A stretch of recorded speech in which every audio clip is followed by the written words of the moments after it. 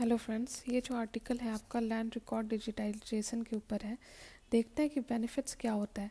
मैंने एक already land reform पे वीडियो बना दिया था, तो वो आप जाके देख सकते हैं। उसके बाद ये देखेंगे तो और अच्छे से चीज़ें समझ में आएंगी।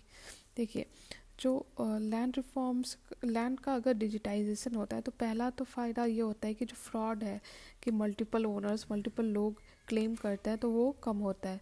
दूसरा कि जो लैंड टाइटल रिलेटेड कन्फ्लिक्ट है आपका, वो भी कम होता है। कई बार क्या होता है कि किसी फादर के 3-4 बच्चे, उनके बीच में कन्फ्लिक्ट चलता है लैंड टाइटल से रिलेटेड, तो वो भी डिजिटाइजेशन के थ्रू कम होगा। क्लियरिटी आएगी कि क्या किसका टाइटल है। तीसरा कि फास्ट ट्रैक होगा। देखिए, बहुत सारे ज़मीन ऐसे हैं जिसको गवर्नमेंट अधिग्रहण करना चाहती है, लेकिन वो लिटिगेशन में फंस जाता है और इसके कारण पूरा का पूरा प्रोजेक्ट डिले हो जाता है। तो फास्ट ट्रैक लिटिगेशन भी आपका मिल जाएगा। चौथा है कि क्रेडिट फ्लो जो है फार्मर्स और बैंक्स, मतलब कि समझ लीजिए कि जितना ज़मीन है आपका, उसके आधार पे लोन मिलता है फार्मर को।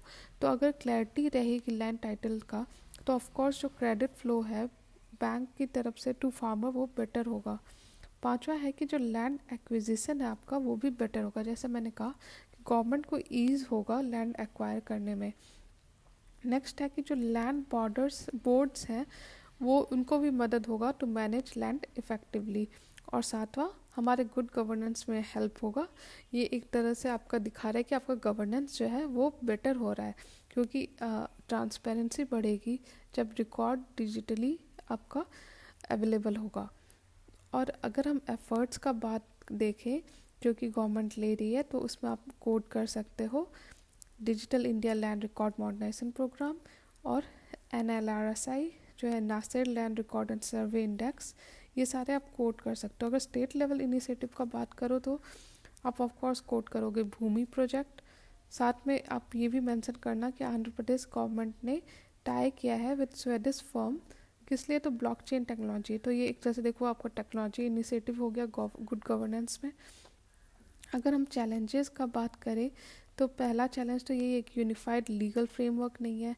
दूसरा कि लैंड अनअवेलेबल है इन डेवलपमेंट ऑफ इंफ्रास्ट्रक्चर। जैसे मैंने कहा कि अगर लैंड टाइटल इजीली क्लैरिफाइड नहीं है तो बहुत प्रॉब्लम होती है गवर्नमेंट को लैंड एक्वायर करने में। उसी तरह तीसरा है कि मैन पावर की कमी, मतलब कि जो स्किल्ड मैन पावर जो कि लैंड को रिकॉर्ड कर सके, मेज़र कर सके। चौथा कि अलग जो लैंड रिकॉर्ड डिपार्टमेंट के बीच में भी आपका सिनर्जी नहीं है, ठीक है।